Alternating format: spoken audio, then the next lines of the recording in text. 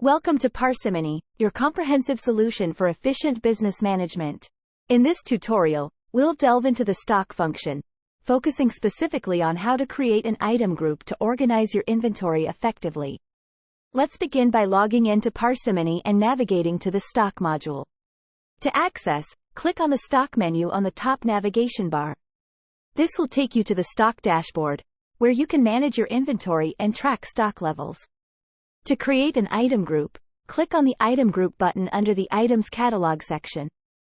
This will open up a new page where you can create a new item group by clicking the Add Item Group.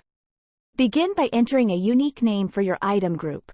Select the parent group from the drop-down menu. Next, we need to set up the item group defaults. Click on the Add Row button, and select the Company, Default Warehouse, and Default Price List. Once you've set up your item group, click on the Save button to save your changes. And that's it. You've successfully created an item group in Parsimony.